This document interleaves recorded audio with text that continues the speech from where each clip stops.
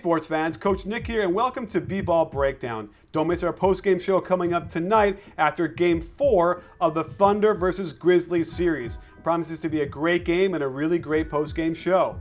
Now let's look at the Olympiacos versus Real Madrid EuroLeague final, because it was fascinating to go through this and watch the style of play and the differences between this and the NBA. My overall impression is that it's not as good as the upper level Division I basketball teams in college. There are some NBA players, but Rudy Fernandez is really the one guy that had any kind of success and never did that well in the NBA, and certainly didn't dominate the game like you would think a good NBA player would. But here's the thing, after the top 2 players for each team, or 2 or 3 players, the talent level drops pretty significantly, both skill-wise and athletically. So that's what makes this game get lower in standards in my mind, and that's why I don't think it's much better than a midline, mid-level Division I team. Real Madrid likes to run my favorite set, horns, but it's different than the NBA because the point guard doesn't initiate with a pass to the elbow. Instead, it starts as a pick and pop on top, which becomes a double pin down for the weak side corner. Olympiacos covers it very well, leading Rudy Fernandez to freelance and hit this tough pull-up 3 off of the pick and roll. The European game has some curious things about it. A nice pin down for Spanoulis, but he just gives it right back to AC Law. They set a pin down here for a cutter that never had any intention of receiving the ball, and then it turns into a pick and roll without the pick, opening a shot for Josh Powell, formerly of the Lakers, among other teams. For Bulls fans curious about Mirotic, here he gets a pin down and hits a 3-pointer in rhythm, although his defender is nowhere near what it'll be like in the NBA, and he displays good hands, balance, and quickness with his spin move to the baseline. He kinda sorta reminds me of Toni Kukoc. Here's horns again with a pick and roll to start. They add a weak side pin down for Rudy, which means there is no help on the roll man. Beautiful pass by Fernandez. Watch how the big guy shuffles his feet, but no call on the layup. Here's horns again, and this time it's a dribble pitch on top with a pin down on either side of the lane. European guards have a habit of jumping in the air to pass. While it's discouraged in the United States, they do get away with it from time to time. Olympiacos defends this action perfectly, and it takes a crazy Rudy Fernandez ISO 3-pointer to save the possession for Real Madrid. With an American point guard playing for Olympiacos, it's not surprising we'd see the zipper cut, which is very common in the NBA. The Spurs love to run a pick and roll on top here, but Olympiacos turns it into a pin down on the right side. A sideline screen and roll gets them an and 1 for Kyle Hines out of North Carolina Greensboro. You can see on the pick and roll, the defense wants to hedge high, drop the point guard's man back on the roller, and then hope to recover on the ball. This method isn't very effective with the kind of shooters that exist in Europe. The refereeing is a bit head-scratching for me, as this big collision that causes the turnover isn't called, but a ticky-tack reach-in mid-court by Slaughter is called. Olympiacos had terrific ball movement all game, as nobody holds the ball for more than 3 seconds. Real Madrid does an excellent job containing here until they don't communicate on this pick and roll. 2 men go to the ball handler, forcing rotation onto the roll man. They almost have it covered until the weak side man decides to be more concerned with a shooter 40 feet away instead of the guy right under the basket with a layup.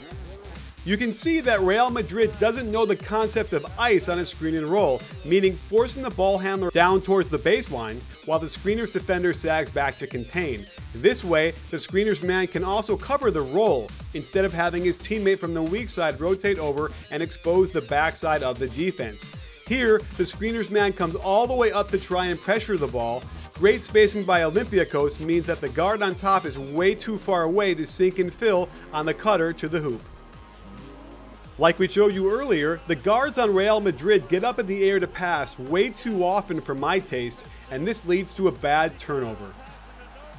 Olympiacos also likes to hedge high on the pick and roll, but you'll see here the ball handler's man gets caught defending no one, and when the hedger can't contain the ball handler, the defense is compromised. The weak side guard must sink and fill to stop the layup before being worried about a shooter on the perimeter.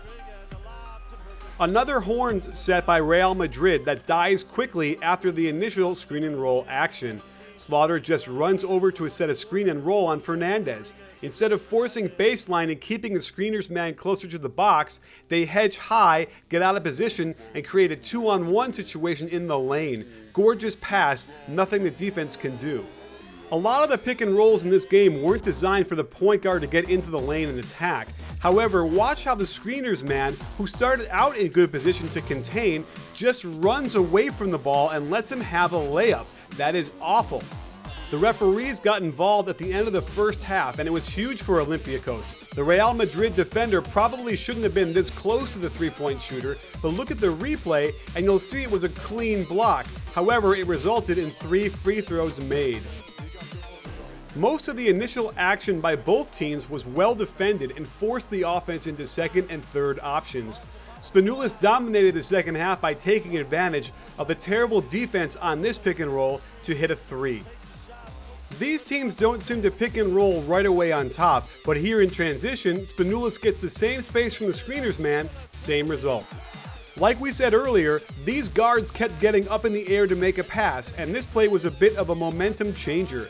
This bad pass led to a live ball turnover, but Real Madrid couldn't finish on the dunk. Believe it or not, it was pretty clean, and Olympiacos somehow gets right to the rim for an easy 2. Real Madrid hung in there by playing good positional defense, but Olympiacos doesn't cut anyone through the lane or flash the post, burping up this bad shot. In transition, Spanoulis is completely lost and lets Real Madrid's best player, Rudy Fernandez, get a wide open 3. Here's a fascinating and terrific rule they don't have in the NBA. If you flop, it's a technical foul. 2 shots and the ball. It's a severe penalty and was the start of Olympiacos' taking over the game. On the replay, it was a really good call, too. As Olympiacos started getting separation, Real Madrid had one more run, getting a pin down. Notice how the screeners man doesn't step out at all to get a hand up on the shooter. It's a wide open 3 and it cuts the lead to 3. On this screen and roll, the screeners man does a terrible job containing the ball handler, and watch how both weak side defenders rush the ball and leave their feet. An easy skip pass then to the corner for a wide open 3 and a 6-point lead. Down by 5 in the fourth, Real Madrid tries a run and jump press. Olympiacos does the smart thing by staying under control and attacking the middle of the floor.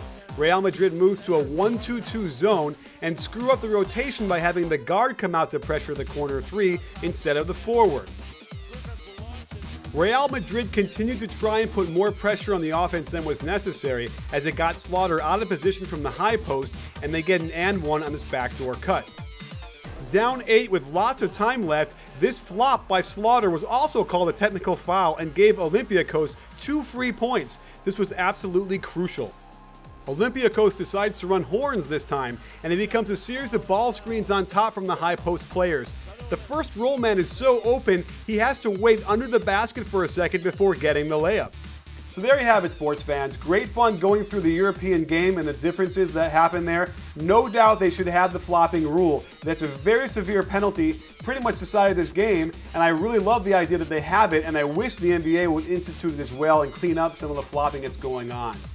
Well, don't miss our post-game show coming up tonight immediately after Game 4 of the Grizzlies versus Thunder. It should be a great one. And don't forget, at B-Ball Breakdown, we're not a channel, we're a conversation. You in?